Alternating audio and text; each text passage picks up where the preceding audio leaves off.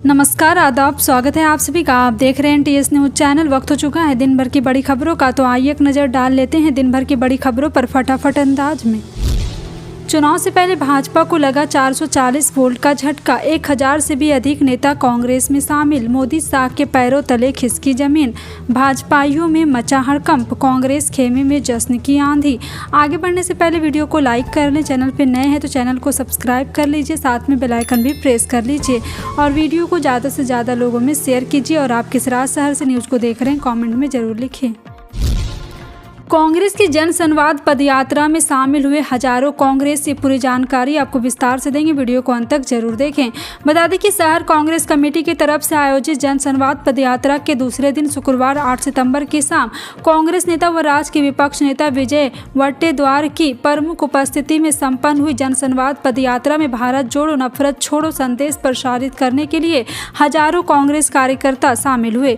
देश में बढ़ती महंगाई के चलते जातीय द्वेष निर्माण पर राजनीतिक स्वार्थ में ही व्यस्त रही मोदी सरकार को सत्ता से बाहर करने के लिए सामने आने, लोकतंत्र व संविधान बचाने के लिए कांग्रेस का हाथ मजबूत करने का आह्वान विजय वडेट्टीवार ने शहरवासियों से किया। विपक्ष के नेता विजय वडेट्टीवार ने 8 सितंबर की शाम अमरावती शहर में पहुंचते ही उन्होंने सर्वप्रथम इरविन चौक स्थित डॉक्टर बाबा साहब अम्बेडकर के पुतले को माल्यार्पण कर अभिवादन किया। वहां से राजकमल चौक पहुंचकर जन संवाद यात्रा में शामिल हुए। और साथ ही साथ आपको बता दें कि जिले के दरियापुर शहविल के यदवा बस स्टैंड पर निमकार की चाय कैंटीन पर विपक्ष के नेता ने जनसंवाद पदयात्रा के दौरान पूर्व मंत्री एड यशोमती ठाकुर ग्रामीण जिला अध्यक्ष पहुंचकर अपने हाथों से चाय बनाई और इस चाय का स्वाद अपने साथ कार्यकर्ताओं को भी दिया। नए आईफोन 15 लॉन्च का काउंटडाउन शुरू हो चुका है। एप्पल इंक के सीईओ टीम कुक वांडरलस्ट इवेंट में 12 सितंबर को नया आईफोन लॉन्च कर सकते हैं, लेकिन आपको या नई जनरेशन के लोगों को याद भी नहीं होगा कि पहला आईफोन 2007 में लॉन्च हुआ था, जबकि अब कंपनी चीफ रहे स्टीव जॉब्स की एक लाइन वन मोर थिंग ने दुनिया में बहुत कुछ बदल दिया था। इतना ही नहीं, भारत जैसे देश में तब आईफोन आने में होने का वक्त लगता था, लेकिन इसने पूरा एक कारोबार खड़ा कर दिया था। उत्तर प्रदेश और उत्तराखंड सहित 6 राज्यों की 7 विधानसभा सीटों पर हुए उपचुनाव में बीजेपी नेतृत्व वाले एनडीए बनाम विपक्षी गठबंधन इंडिया के बीच मुकाबला था। शुक्रवार को उपचुनाव के आए नतीजों में इंडिया गठबंधन ने 4 और बीजेपी ने 3 सीटों पर जीत दर्ज की। उपचुनाव में सभी की निगाहें यूपी की घोसी विधानसभा सीट पर लगी थी, जहां सपा प्रत्याशी सुधाकर सिंह ने बीजेपी के दारा सिंह चौहान को करारी मात दी। इसी तरह से झारखंड के डोमरी सीट पर जेएमएम, केरल के कथुपुल्ली सीट पर कांग्रेस अपना दबदबा बनाए रखने में कामयाब रही।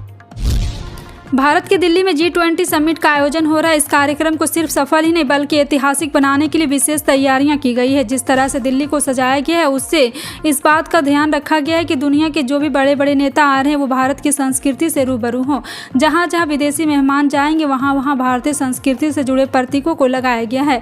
इन सब से आयोजन खूबसूरती में तो इजाफा ही रहा है, साथ ही दुनिया के भारत में समृद्धि संस्कृति, ऐतिहासिक विरासत के बारे में भी जानने का मौका मिल रहा है। भारत को अपनी संस्कृति की प्रदर्शनी करने का इससे बेहतर मौका मिल भी नहीं सकता है।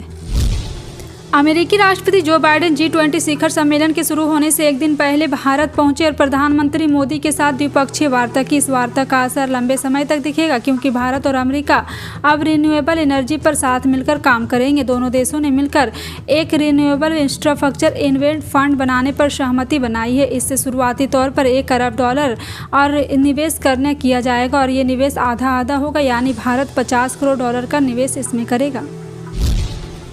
दिल्ली में झमाझम बारिश से मौसम सुहाना हो गया है। लोगों को उमस भरी गर्मी से हल्की राहत मिली। मौसम विभाग ने दिल्ली में अगले 2 दिन बारिश की संभावना जताई है। बता दें कि 9 और 10 सितंबर दिल्ली में G20 शिखर सम्मेलन की बैठकें होनी है। ऐसे में सवाल उठ रहा है कि बारिश कहीं G20 समिट का मजा किरकिरा ना कर दे। दिल्ली में हल्की बारिश हुई थी। बता दें कि दिल्ली में आज अधिकतम तापमान 37 और न्यूनतम तापमान 27 डिग्री सेल्सियस के आसपास रह सकता है। राजस्थान में राजेंद्र गुढ़ा ने कांग्रेस का हाथ छोड़कर शिवसेना का दामन थाम लिया है। गुढ़ा विधानसभा में लाल डायरी दिखाकर चर्चाओं में आए थे। हालांकि उन्हें इस घटना के बाद मंत्री पद से बर्खास्त कर दिया गया था। वहीं एकनाथ शिंदे ने कहा महाराष्ट्र और राजनाथ की धरोहर को मिलन हुआ है। सीएम शिंदे ने उन्हें शपथ दिलाई। बता दें कि राजस्थान सरकार की कैबिनेट से बर्खास्त होने के बाद राजेंद्र गुढ़ा 24 जुलाई को एक लाल डायरी लेकर विधानसभा पहुंचे थे। दावा किया था कि डायरी में मुख्यमंत्री अशोक गहलोत के खिलाफ आरोपों की पूरी लिस्ट है। लोकसभा चुनाव से पहले राजनीतिक दल सियासी समीकरण टेस्ट सेट करने की कोशिश में जुटे हैं। राष्ट्रीय जनतांत्रिक गठबंधन और विपक्षी गठबंधन Indian national development inclusive alliance दोनों की नहीं नज़र अपना कुनबा बढ़ाने पर है। विधानसभा चुनाव में हार के बाद भारतीय जनता पार्टी का फोकस अब कर्नाटक पर है।